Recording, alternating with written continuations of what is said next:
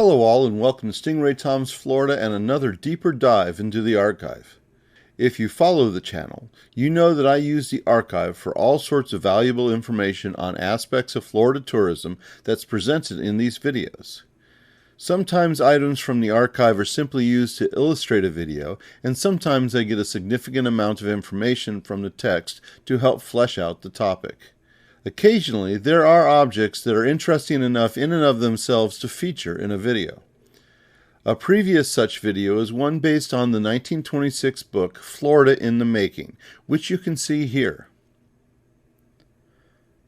This time, the deeper dive is based on two booklets produced by Walt Disney World in the 1970s. The booklets provide fascinating glimpses of Disney's employee expectations and training nearly 50 years ago. Along with taking a look at these documents, I'll be sharing a few Disney maps, postcards, guides, and magazines that help paint the picture of what it was like to work for Disney just a few short years after Walt Disney World opened in 1971. Enjoy! The first booklet, Your Role in the Walt Disney World Show, was printed in 1975, though that's not the first year it was produced. It's a 38-page publication and measures around 9 by 12 inches or 23 by 30 centimeters. As might be understood by the title, the booklet was provided to newly hired Disney World workers. It contains fairly detailed information on what became known as the Disney Way.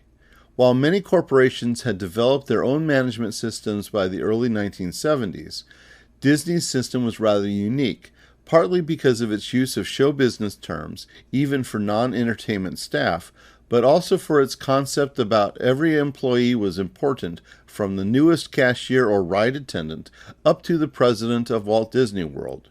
The Disney Way was lauded by many management experts, and plenty corporations sent their human resource staff to Disney World to learn about and eventually adopt many of the principles.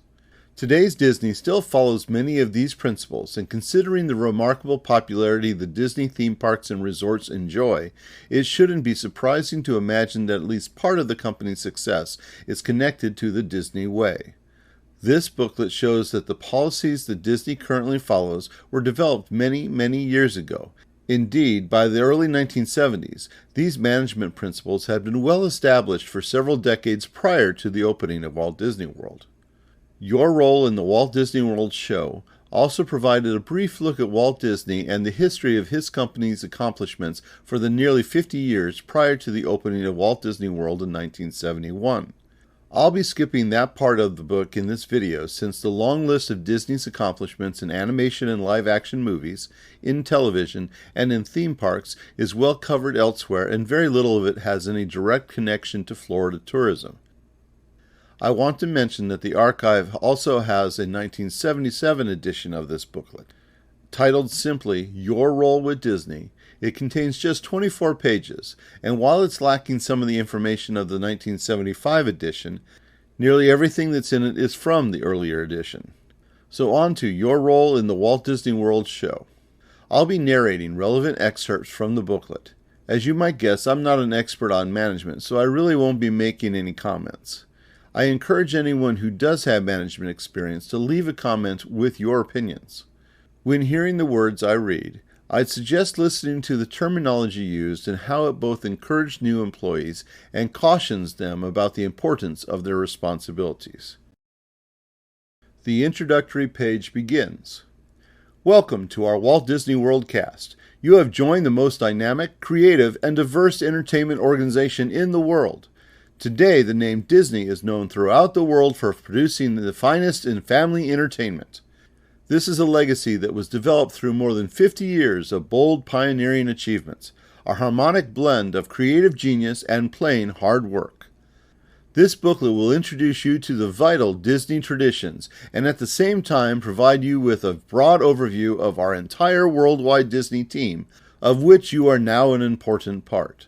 Again, we sincerely welcome you to our Walt Disney World cast. Our challenge together is to continue producing for future generations the finest in family entertainment. The Walt Disney World show is so large and complex that it sometimes calls for more than 13,000 cast members in over 500 individually different roles. Nevertheless, we all work from exactly the same script, speaking the same language. The language of Disney's show business. You first visited casting, not the employment department, so you already know one term. You were cast for a role. Regardless of your role, your performance will be on the world's largest stage because all of Walt Disney World is a 27,000-acre stage, with the public areas on stage and the behind-the-scenes support areas backstage. Just like any show, we have an audience, but we go even further. Our audience is composed of guests, not customers, and we are hosts and hostesses, whether in the Magic Kingdom or a resort hotel. We don't have police, we have security hosts. We wear costumes and we draw them from the world's largest and most diverse wardrobe, larger than the entire Hollywood film industry combined. And finally, we don't have rides. They're for amusement parks. We have a series of adventures and attractions, each carefully imagineered and integrated with the others to provide the unparalleled Walt Disney World theme show. Our show is so vast in scope that if our guests actually tried to read and understand all the information, literature, and signs, they'd practically have no time for enjoying the show. It is our job to provide all information needed to assist them during their visit, and one of the often used methods is person to person. We must be walking, talking, smiling information booths. It is estimated that on a busy day, more than 500,000 questions are individually handled by Disney hosts. That's a lot of information that has to be correct. You may be asked the same question in the same spot 1,000 times during the day, but just remember, you'll be asked by 1,000 different guests, each for the first time. You'll soon find that becoming a Disney information expert is one of the most important and rewarding roles you'll ever have in the Walt Disney World show. It was Walt Disney's strongest belief that an informal, friendly organization is the best way to produce the finest in family entertainment. And with that belief, he insisted that everyone, down to the newest employee, call him Walt. He applied this first-name philosophy to everyone in his organization, and it continues today at every level throughout our company. The only Misters here are Mr. Toad and Mr. Smee in Fantasyland. Also, we can only create fun for our guests if we're having some fun in our own roles. Stuffiness is out. We try to keep our sense of humor at all times, especially when the going gets tough. Remember that 99% of our guests are great people with everything going their way and having the time of their life. They are the easy ones to serve. Your real challenge will be that tiny 1%, the guests who are hot, tired, hungry, confused, frustrated, and perhaps missing their luggage, ticket books, or cameras. They may not be very understanding, and it may well be up to you to turn their day around into the positive kind they came here to experience. If you are not the kind of person who feels comfortable with people, if you don't think our VIP guest service standards are for you, perhaps you'll want to take another look at things. You may be in the wrong business. If you feel up to the challenge, you're on your way to becoming a Disney people expert. Imagine yourself as a guest in the Contemporary Hotel's top-of-the-world restaurant with your family. As you are looking over the dinner menu, your hostess begins to grumble and complain about how tired she is because her supervisor works her too hard. Imagine yourself as a guest aboard the Jungle Cruise. As your cruise begins, your guide turns and sorrowfully announces, "I hope you folks will bear with me. I haven't learned my script yet. Anyway, the hippos aren't working." Or imagine you're stepping through the castle gates into Fantasyland, only to discover Snow White with a cup of coffee and a cigarette, chatting with fellow employees about a football game. In each case, the destruction of the show is complete and total, and the disillusionment for your family is very real. We go to great lengths to maintain the integrity of every onstage aspect of our show. We never complain to our guests about our operating problems, nor do we talk about our personal problems, and we strictly maintain the integrity of our own roles in the show. We never eat, chew gum, or smoke while in public areas. This is one of our absolute disciplines. Every day, in every condition, rain or shine, the show must go on. This universal law in show business applies even more strongly in Walt Disney World because our guests often plan their vacation as much as a full year in advance. We have a very important responsibility to our guests to remain open even under poor weather conditions if at all possible. Every performance every day must be a fresh, new show. Unlike other forms of entertainment, applause at Walt Disney World usually isn't a physical clapping. There are no standing ovations, just standing lines of tired but happy guests exiting after a busy day. In a real sense, our applause sometimes comes later in the form of thousands of letters of appreciation we receive each year. But most of all, our applause is unspoken, something our guests take home with them in the form of a personal, detailed, enthusiastic, step-by-step description of their Walt Disney World experience, which they give to everyone back home. It's the kind of applause we may only hear through the return visit or through their friends coming for the first time, but it's the most important applause in show business. It says encore. So imagine how those words might have affected the average new cast member back in 1975. Unlike today, many of the workers wouldn't have been teenagers. Many locals went to work for Walt Disney World in their late 20s through their 50s. It was also common for retirees to get part-time Disney jobs. At the time, teens made up a fairly small percentage of new hires. Many of the Floridians who received this booklet and sat through the training classes had other jobs before Disney. Think about what might have gone through their minds as they read through the booklet and looked at the photos of their fellow smiling cast members. Now for the second booklet, titled World Showcase Fellowship Program. It's one of the earliest publications for EPCOT Center. While EPCOT opened in 1982, just 11 years after Disney World welcomed its first guests, this booklet was printed in 1979. Created long before construction of Florida's second Disney theme park was completed, this was a publication designed for prospective cast members that lived in the countries that Disney thought would be represented in the World Showcase part of EPCOT. EPCOT Center had morphed from Walt Disney's vision of a utopian city into a theme park that was considered to be essentially a permanent World's Fair. Half of the theme park was the World Showcase, the part that contained pavilions of several countries around the world. As of 2021, there are 11 of these nations. Disney's idea was that the cast members in the World Showcase would be people directly from the represented countries.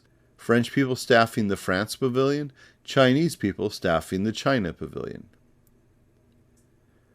This 16-page booklet, which measures 8.5 by 11 inches or 22 by 28 centimeters, details the concept of the World Showcase Fellowship Program, the employment and education program that these foreign individuals would be enrolled in when they were hired by Disney World.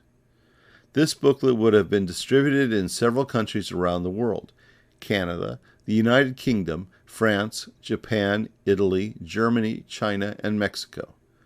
The nations that were represented in the World Showcase on opening day, along with the U.S., of course.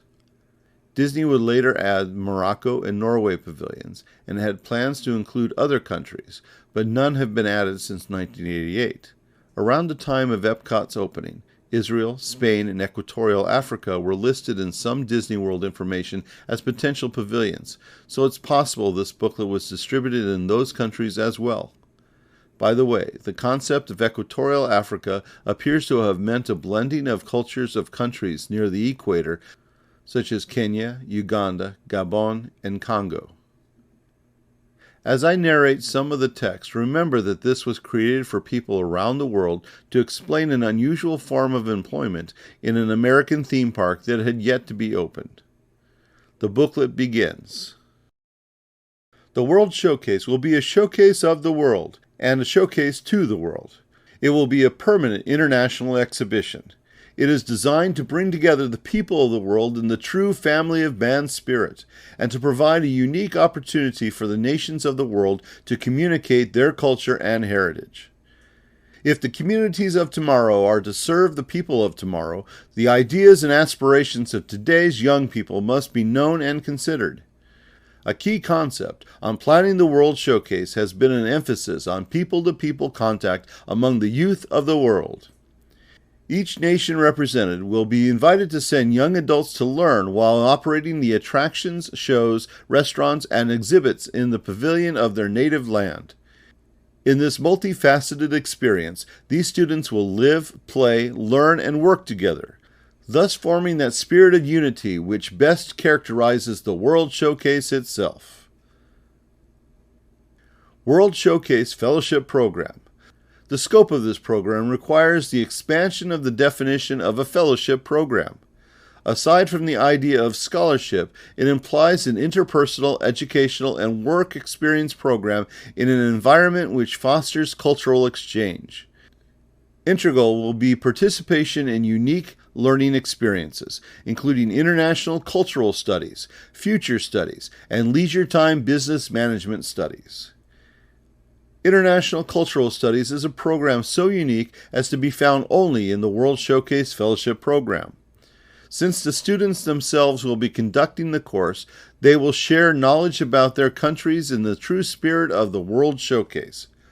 The cultural aspects will be features in a person-to-person cultural exchange in the areas of art, entertainment, music, dance, language, cooking, crafts, customs, geography, history, and future.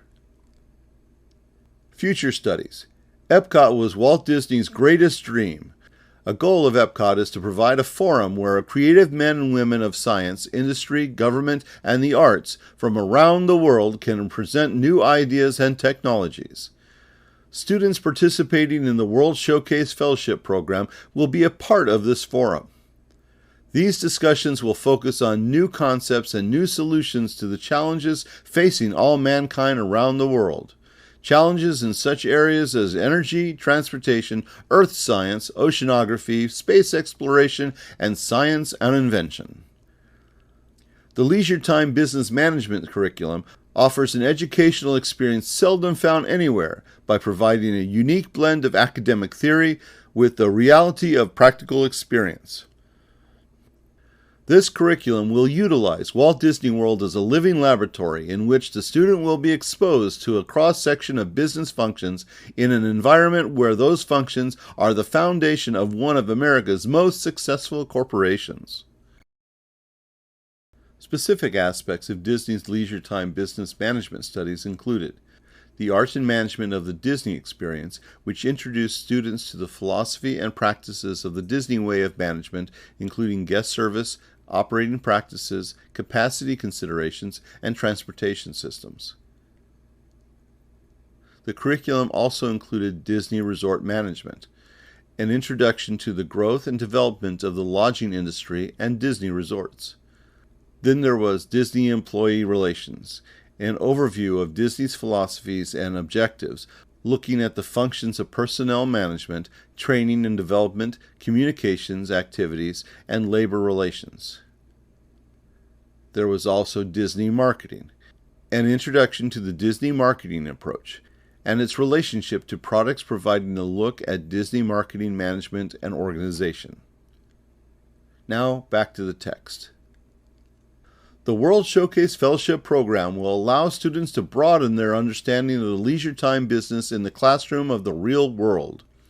Actual work experience will be gained through the students' participation in hosting the peoples of the world who visit their nation's pavilions at the World Showcase. The living experience. In keeping with the fundamental philosophy of the World Showcase, fellowship participants will live together in a world village. Here they will live in the true family of man's spirit, gaining increased international understanding and appreciation through the daily association with their peers from around the world. The travel experience. In order to provide a more detailed understanding of the culture, history, and people of the U.S., travel experiences are being planned. Organized excursions might include such significant locations as Kennedy Space Center, Washington, D.C., New York, Philadelphia, and Boston. Of course, an important element of the travel experience will be the participant's trip to and from his home country and Walt Disney World. Better understanding is fundamental to improved relations among world neighbors. This is the essential promise of EPCOT, Walt Disney's greatest dream. This, too, is the motivating force behind the World Showcase Fellowship Program, a reflection of Walt Disney's basic beliefs in youth. By living, working, and learning together, these students, our future world leaders, will discover the possibilities of unity among all persons. Therefore, they deserve the support and encouragement of all who aspire for a better world, a world truly fashioned in the family of man's spirit. The time is now, the place is Walt Disney World, and the need was never greater. So both of these Disney booklets provide interesting looks at the company that most people haven't really seen before. There's no secret that the Disney way has been the way cast members, including management, have been operating the most popular vacation destination in the world. Most guests aren't really aware of the Disney way, but they receive the benefits, as do the guests of many other theme parks around the world, as most of them have adopted similar procedures. For those of you who have been cast members of Walt Disney World, I'd love to see what you think. Please leave a comment. Also, let me know if you'd like to see more videos on this subject. Thank you once again for watching another of my videos. I hope you enjoyed it. If you did, please hit that like button and subscribe to the channel to learn more about Florida's tourism history. Stingray Tom's Florida, traveling through time around the Sunshine State.